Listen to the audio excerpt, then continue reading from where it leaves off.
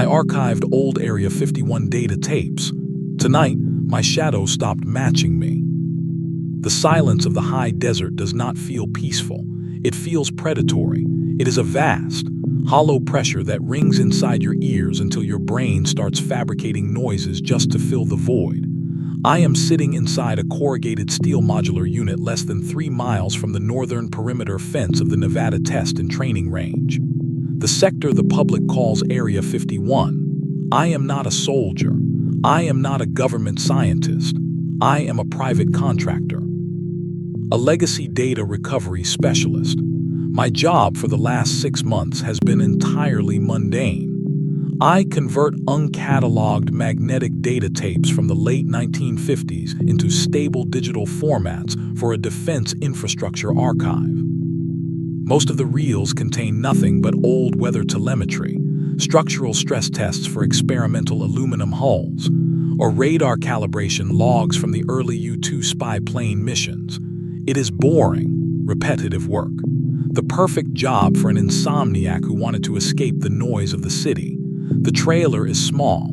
It contains a long wooden workbench, 3 vintage tape decks running modified optical heads, and a high-speed server rack that uploads the raw hex dumps directly to a secure cloud directory. Outside, the only view is miles of gray sagebrush, sun-baked caliche clay, and the jagged, purple outline of the Groom Range Mountains on the horizon.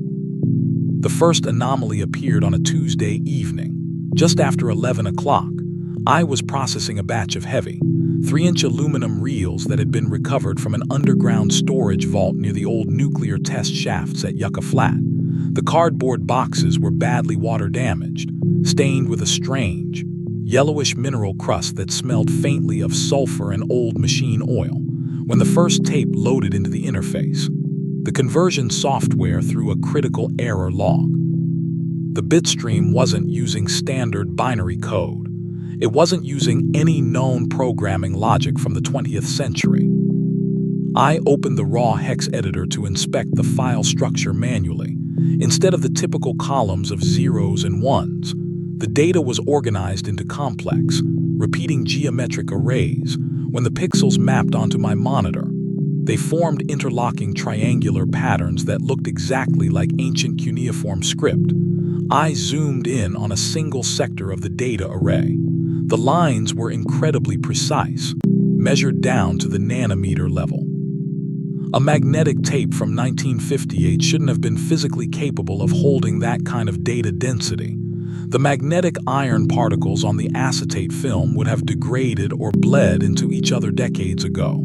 But these files were pristine. They were sharp, cold, and perfectly structured. I took a screenshot of the display with my phone and sent it via a secure, encrypted messaging app to Mark, my project supervisor who was stationed at the logistics base in Las Vegas. Our text conversation was quick. "Hey Mark, did you guys mislabel this batch? This reel looks like an old linguistic database, or maybe some kind of weird encryption test. It is clogging the system." It took him nearly 15 minutes to reply. "The cell coverage out here is notoriously spotty, heavily monitored by the military towers on the ridges.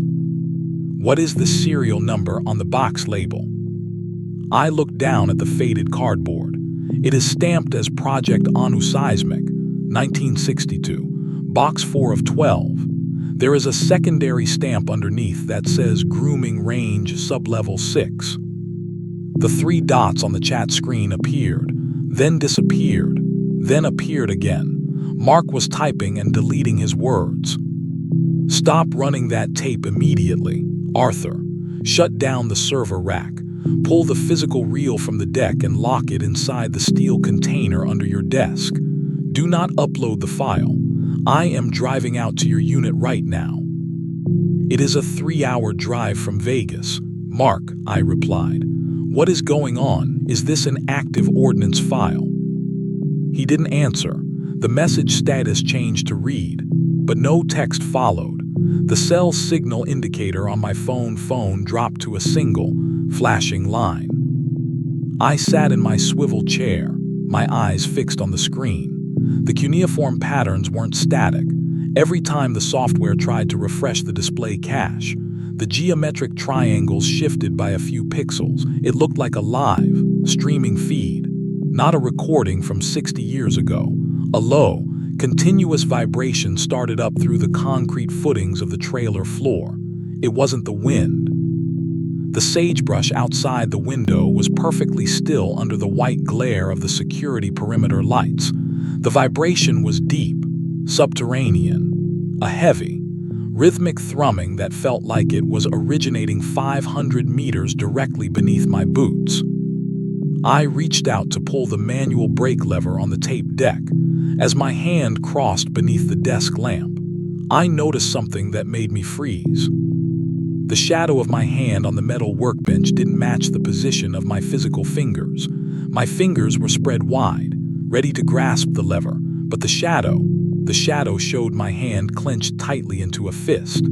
I pulled my arm back with a sharp jerk. The shadow lingered on the table for 1-2 full seconds, before it slowly dissolved back into the normal contours of the room. I paused. I felt a cold, greasy layer of sweat break out across my forehead. I closed my eyes tightly, rubbing my temples. I told myself it was visual fatigue. When you spend enough hours looking at high-contrast pixels in a completely dark room, your retinas retain shapes. It is a standard physiological illusion. It is called negative afterimaging. It is entirely rational. I opened my eyes and looked at the tape deck.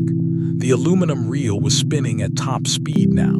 The optical head was glowing with a strange, high-intensity violet light that I had never seen it emit before. The cooling fans on the server rack were screaming, spinning at their maximum RPM to vent the heat. Click and click and click. The sound came from the window behind my head. It was a soft, regular tapping sound, like someone was taking a small, polished stone and knocking it against the double-paned glass. I turned around slowly. The glass was dark, reflecting nothing but the interior of the messy trailer, my own pale face, and the green LED indicators of the hardware racks. Outside, the desert night was pitch black. The security lights on the perimeter fence only illuminated about 20 meters of dirt before the shadows swallowed everything. I picked up my heavy, tactical flashlight from the charging cradle. I pressed the button, throwing a bright, 10,000 lumen beam of white light through the window.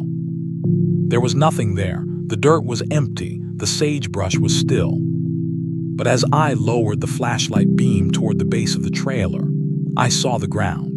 The white caliche clay right underneath my window wasn't dry. It was boiling. The earth was bubbling and churning like a pot of thick, gray soup. Small, circular vents opening and closing in the mud to release tiny plumes of pale, shimmering vapor. The vapor didn't dissipate in the air. It stayed close to the ground, flowing in a neat, intentional line toward the north, directly toward the military boundary fence. My phone buzzed on the table. The vibration was so loud in the quiet room it made me jump. It was another text message from Mark. The timestamp on the screen read 4:13 a.m. But I looked at the digital clock on my server rack. It was only 12:42.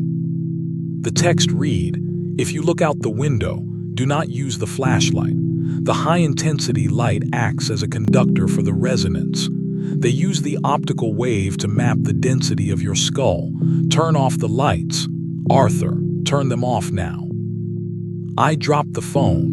My hand was shaking so badly it slipped from my fingers. I didn't turn off the lights. Instead, I walked over to the main breaker panel near the door and threw the master switch. The trailer went completely black. The sudden silence was absolute. The server fans died. The tape deck stopped spinning. The hum of the air conditioning vanished. The only sound left was the ragged, fast breathing coming from my own mouth. I stood in the dark, my back pressed against the cold steel of the breaker box. I waited. The subterranean thrumming didn't stop. It grew louder. It changed from a mechanical vibration into an acoustic frequency. a sound that was coming up through the floorboards and vibrating right inside my sinus cavities. It sounded like a voice, but it wasn't a human throat. It sounded like millions of old, metallic gears turning against each other, spelling out a single, repeating cadence. It had a heavy, ancient rhythm to it. Anu, Kai, Gao, Anu, Kai, Gao. I pressed my hands over my ears. The sound didn't decrease. It was already inside my head. It was vibrating through the bones of my jaw, making my teeth ache with a sharp, electrical pain. I looked toward the window.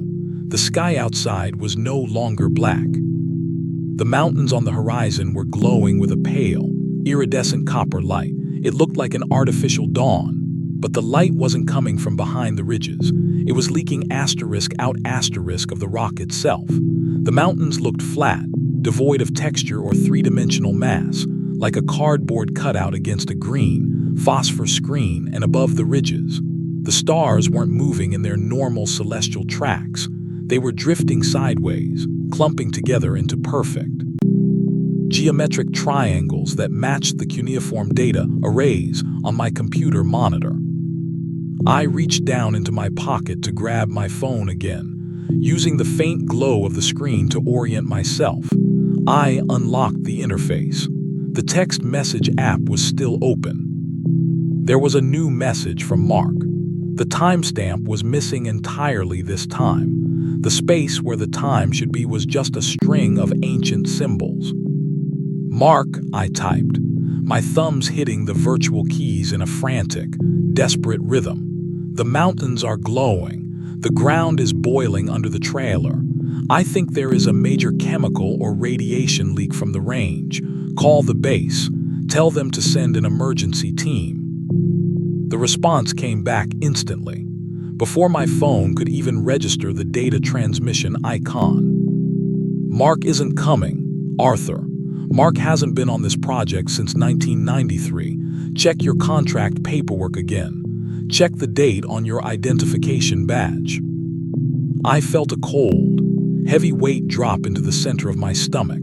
My mind spun. I felt like I was standing on the edge of a high, crumbling cliff. What did that mean? I had just seen Mark last week in Vegas. We had lunch at a diner near the airport. We talked about the budget. We talked about my rent. I remembered the exact taste of the coffee, the pattern on the laminate table, the grease on his fingers. Or did I? I tried to recall the name of the diner. It was blank. I tried to visualize Mark's face, but the image inside my memory was shifting, blurring out like a low-resolution video stream. His eyes kept stretching sideways, his nose dissolving into a flat, smooth ridge of gray cartilage, his teeth turning into thousands of tiny, silver needles arranged in neat, geometric rows. I stumbled backward, my knees hitting the edge of the workbench. I reached out with my left hand to stabilize myself. My fingers touched the old cardboard box of tapes, the one labeled Project Anu Seismic. The yellow mineral crust on the cardboard was warm. It was hot. It felt like human skin during a high fever. I pulled my hand away, but a piece of the wet cardboard stuck to my palm. I peeled it off with a wet, tearing sound. Under the desk lamp's residual heat, I could see the skin of my own hand. It wasn't skin anymore. The epidermis had turned translucent, a pale, clear membrane that revealed the structures underneath. My veins weren't blue or red. They were bright, metallic gold, carrying a heavy, slow-moving liquid that looked like molten brass, and embedded directly into the bones of my fingers, etched into the white calcium, were thousands of tiny, microscopic cuneiform characters, pulsing with that same faint, violet light from the optical head of the tape deck. "This is a hallucination," I screamed into the empty trailer.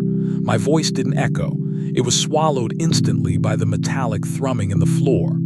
I have been exposed to a neurotoxin. The old tapes, they were contaminated with an industrial solvent or a chemical weapon from the testing range.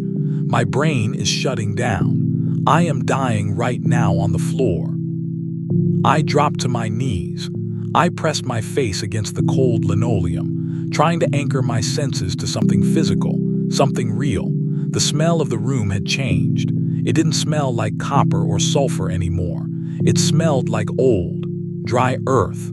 The smell of a tomb that had been sealed for 6,000 years, mixed with the ozone stink of a high-voltage electrical discharge. Thumping. The sound came from directly above me, on the roof of the trailer. It was a heavy, slow impact, like a massive, solid object being set down gently on the corrugated steel. The metal panels groaned under the weight, bending downward by several inches. A fine shower of gray dust and insulation flakes filtered down through the ceiling joints, landing on my shoulders. I didn't look up. I couldn't. My neck muscles felt rigid, locked into place by that same stiff, dry fiber that was spreading through my limbs. From the darkness of the ceiling, a voice spoke. It didn't use the air. It used the frequency inside my own skeleton. It was my own voice, but it was multiplied by thousands. A chorus of identical voices speaking in a perfect, automated unison. The excavation at Ur in 1922 didn't find tombs, Arthur. They found the landing platform. They found the storage arrays. The entities you call the Anunnaki didn't leave this planet. They didn't return to the stars. They simply changed the storage medium. They found that the local carbon-based life forms provided a much more self-replicating, high-density digital infrastructure than any magnetic tape or silicon chip could ever achieve. I paused. My breath stopped inside my throat. I forced myself to turn my head, my neck bones cracking with a loud, dry, splintering sound that echoed inside my ears. I looked toward the server rack. The digital display was on again, even though the main breaker was still thrown. The green numbers were scrolling backward at an impossible speed, passing through the decades, 1990, 1970, 1940, until the display stopped at a single date, 4000 BCE. The screen of my monitor flashed white. The high-contrast light illuminated the entire interior of the trailer, revealing something that made my mind completely fracture. The walls of the trailer weren't made of steel or insulation. They were made of solid, black, polished diorite stone, stretching upward into a massive, infinite vault that went miles into the earth. The server racks, the tape decks, the workbench, they were gone. In their place stood rows of giant, gold-plated monoliths, tens of thousands of them, stretching out into the dark as far as my eyes could see. Each monolith was covered in miles of moving, scrolling cuneiform text, pulsing with a bright, electrical current that hummed like a high-voltage transformer.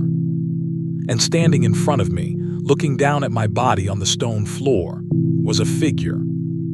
It didn't come from space. It didn't have a saucer or a gray skin suit. It was 12 feet tall, its body built of heavy, polished bronze and dark, layered gold that looked like armor, but moved like living muscle. Its face was an unblinking, golden mask.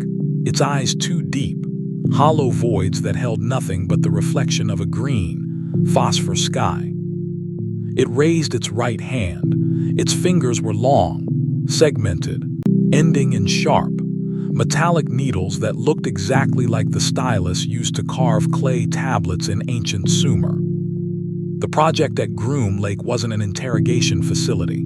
Arthur, the golden entity whispered, its voice vibrating through my teeth. It was a defragmentation station. Every 60 years, the lineage requires a sector clear. The memories of your modern life, your career in logistics, your apartment in the city, they were just the temporary baseline files used to keep the biological container stable during the long storage cycle. You aren't the archivist, Arthur. You are the tape. You are the tape that has just reached its end. The entity pressed its metallic finger against my forehead. The pain was instantaneous, a freezing, absolute wave of cold that shot through my skull and down into my spine. My memories began to unravel, pulling away from my brain like old tape being ripped from a plastic reel. I saw the city dissolve. I saw my mother's face break apart into green lines of hex code. I saw my childhood, my friends, my thoughts, everything I had ever known, being sorted, indexed, and deleted from the register. And as the last remaining sector of my mind went dark, I didn't feel fear anymore. I felt a deep, terrible, mechanical relief. I looked up at the endless rows of golden monoliths inside the sublevel vault. I could see my name printed across the face of the stone, millions of characters per second, compiling into the great, silent archive of the architects. The display flickered once. System notice, sector clearance complete, baseline asset repurposed for cycle 35. The white light of the screen finally died, swallowing my voice into a deep, automated, absolute dark.